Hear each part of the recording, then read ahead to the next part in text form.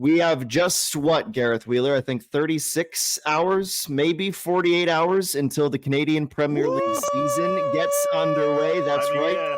If Jordan Wilson had an extra party horn that he brought for Andy's birthday at the weekend, we'd be blowing that because it is an incredibly exciting time. Sound effects always appreciated. What that means, Gareth, amongst a lot of things, is that it is time for the Gareth Wheeler pre-season power rankings. It is as appropriately timed as it has ever been, and in One Soccer Today fashion, Ollie, Jordan, and myself have no idea about your list, and I know it, I'm not exaggerating, that you have been in emotional turmoil for about 10 days trying to come up with this. We're talking to coaches, we're doing our research, but it's ready. Take it away, my friend. It's tough. I've written 8 teams down in various spots from 1 to 8 multiple times, ripped up pieces of paper, and then started all over again because I firmly believe that this is going to be the most competitive Canadian Premier League season that we've ever seen. 1 through 8. Some really good sides, some really intriguing storylines. We're going to put this together. These are the Gareth Wheeler Wheels Up appropriately timed power rankings as of today. Not where I predict they will finish down the road going into the season, whether I'm hot or not on all of these sides. So let's go. Without further ado, the most respected. This is what teams and players and personnel across the league wait all year for, is these power rankings right here. So let's dig right in. Starting off with number 8, it's got to be Valor FC. I was close to putting them higher on the list because this team's gone out and spent some money. There's been some investment, some really intriguing names. Chantzopoulos, Mordekudis. I think they're a lot stronger at the back. Temi, Faria, Alcaron, Viscosi, the goalkeeper, and Sean Hundle leading the line. I think they could be a lot better. They were decimated from the get-go last season at center back and midfield to the point where Phil DeSantos was calling Jordan Wilson saying, man, I might need you. They didn't players. They didn't have any depth. This year, they absolutely have that. My only question from this team are where the goals going to come from. Only 25 goals scored last season. A lot of onus put on the shoulders of Sean Hundle. And their first 7 games of the season are played away from home. The first home game's in June. If they get off to a shaky start, might not be good. If they do impress out of the gate, could bode well for later in the season.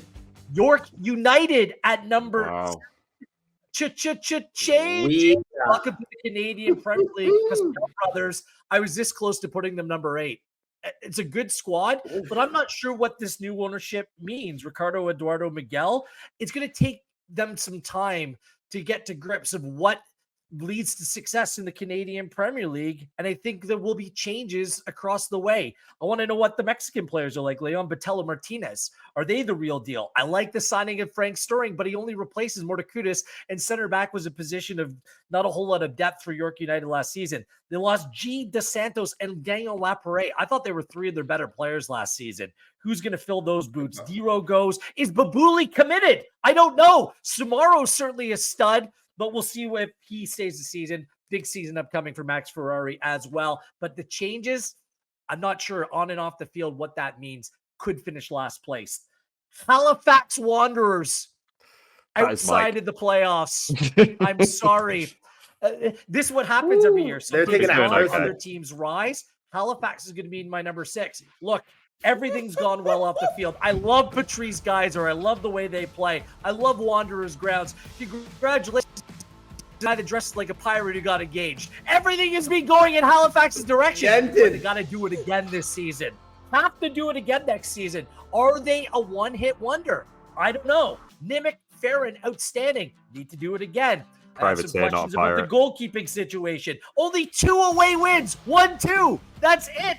Last season, their away form needs to be good. No João Morelli. He's gone now. 5 of their 11 wins came with Morelli in the team. Omar, Watson gone. Some leadership in Peruzza. Henry gone. Cologne gone. Lots of changes under the radar, and I'm not sure if they're going to be better. Valesky's going to be key. The number 9 up top, whether he can provide the goals for this team.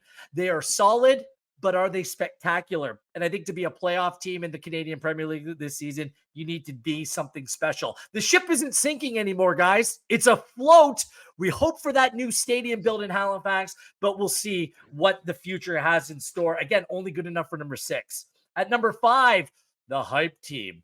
Armin, our social guy, calls them the Super Club. We'll see if they're super in terms of winning the offseason or super in terms of winning the regular season? Atletico Ottawa. Like, look, they buckled down the stretch. They choked. They crumbled under the pressure last season. Now all the pressure's on them because of the signings that they made. One win in their last 8 games. It was pathetic. So they bring in Tabla, Manny, Didic, DeBrienne, Yesley, Sissoko, DeSantos, Twardick. It's ridiculous. But the players that they lost were very important as well. Let's not forget about that. Acosta, Espejo, we met, Howard, Shaw. These were heart and soul players. Where are the guts? Where's the leadership going to come from in this team? And do they have balance? 2 goalkeepers in this team. Who's going to start? Yesley and Ingham. They're competing against one another. They're both the number 1. How's that situation going to play out? Loads of depth in this team. In wide areas and in the midfield, but it seems like a lot of players who play a similar role. No dominant, no pronounced number 9. At the back, there's question marks what that's going to look like. They have a manager who prefers to play defensive football. Now he has all these attacking options. Does that mean there's role changes for people like Ollie Bassett? Has to do something else that might make him maybe less of a superstar player and more of a team player in a team now full of domestic superstars?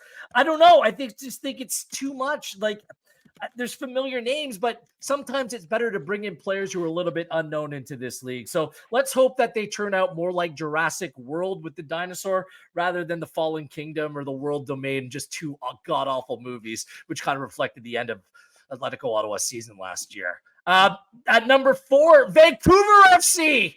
Time for them to make a jump. They won 4 of their last 6 games. They figured it out on the fly last season. Good balance between youth and experience.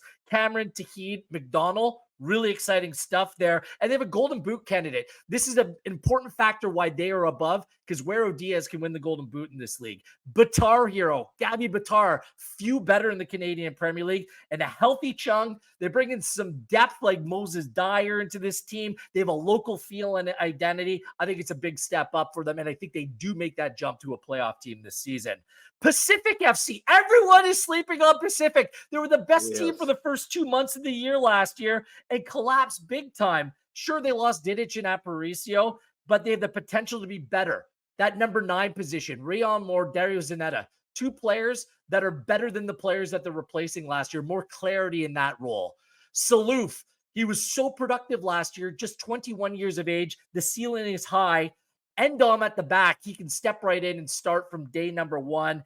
Gazdov, another year under his belt. I think he's going to have a better product as well. Few clubs recruit and develop better than Pacific FC, and I think they actually take a step forward. I think they might actually be a better team here in 2024. Forge! Everyone's asking, is this the year that they start to move down and start to fall? Maybe. I was close to putting Pacific above Forge in my power rankings.